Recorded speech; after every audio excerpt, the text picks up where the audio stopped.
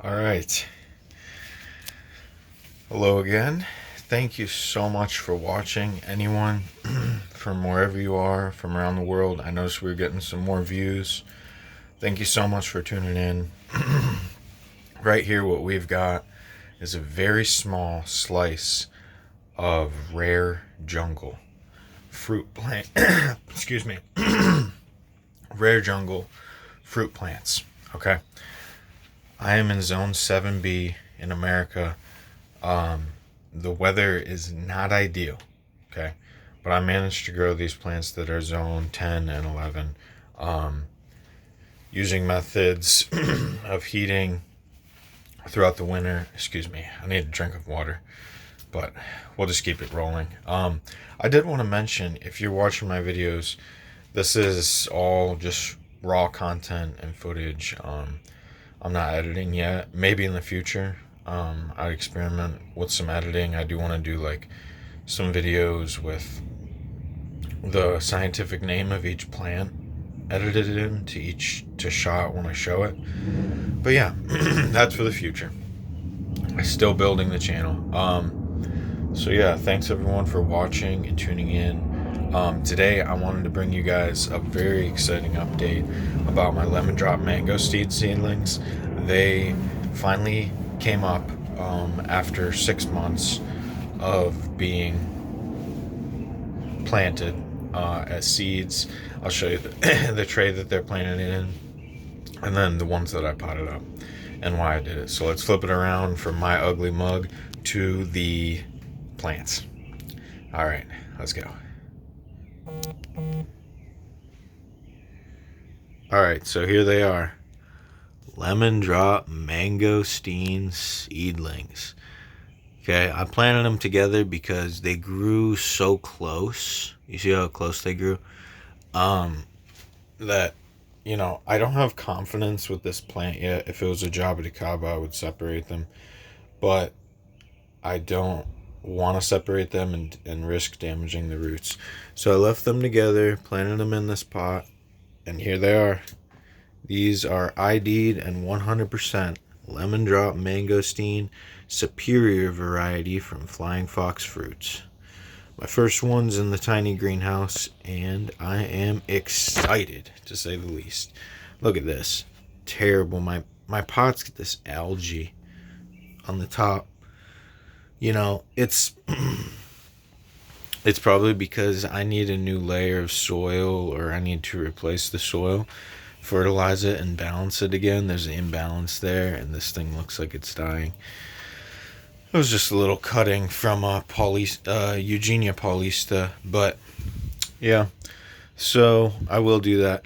It's not talked about a lot, but when plants are in pots like this, you got to think about when they're getting watered and stuff. All that nutrient is getting washed out the bottom, so you do need to fertilize about. Oh, mosquito in here. Sorry, just got scared a bit. You do need to fertilize like 4 times a year or more,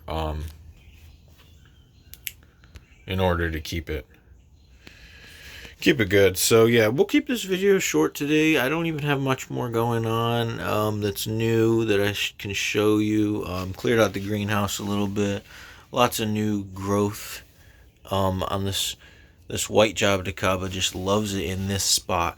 Whenever I do get a plant that pops off and starts growing a lot like that, I'll usually leave it in that spot.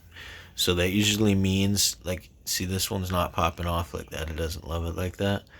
It usually means that the plant has found its niche. Wherever it is, it likes it.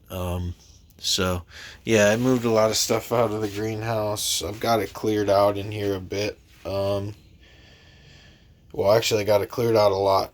So, I've got my bigger plants outside for the summer. Thinking about moving this guy outside, but it's still steady growing. It's such a slow grower. That's my Matosia, or my Matosi Eugenia, and it's been in my collection for a really long time. I need to weed this pot. Don't let the weeds grow in your pots. Just always rip them, because you will be really surprised how fast Okay, see, it's already done. It's weeded.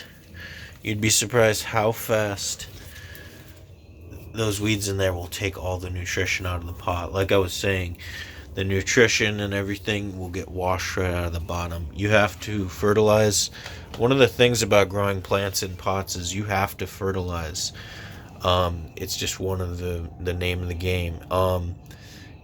And another thing that I realized the other day, bonsai or bonsai it means plant in pot.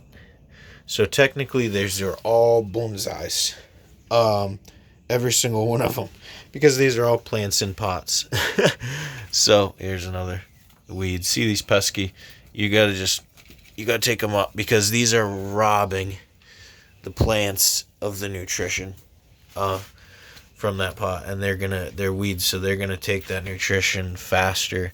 Whatever's in that pot, like whatever you planted, whatever type of tree or plant, it needs to be the only living plant in the pot to keep it, to get all the nutrition.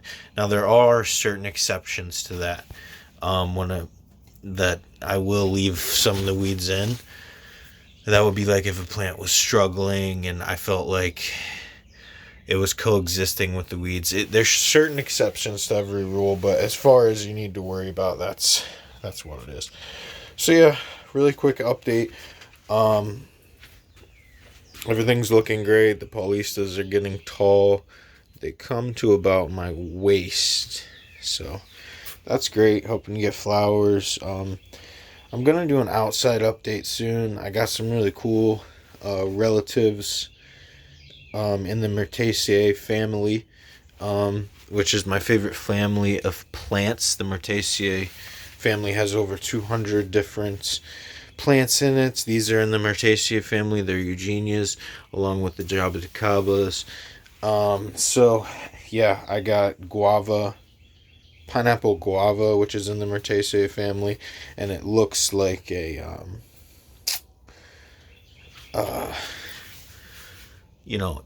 it looks very similar to the Batanga tuba, which is interesting. I actually have them next to each other, so I want to do a comparison video. But yeah, we'll stop it here. 7 minutes is plenty. Thank you so much for watching and tuning in. A little bit of quick info and update on the tiny greenhouse.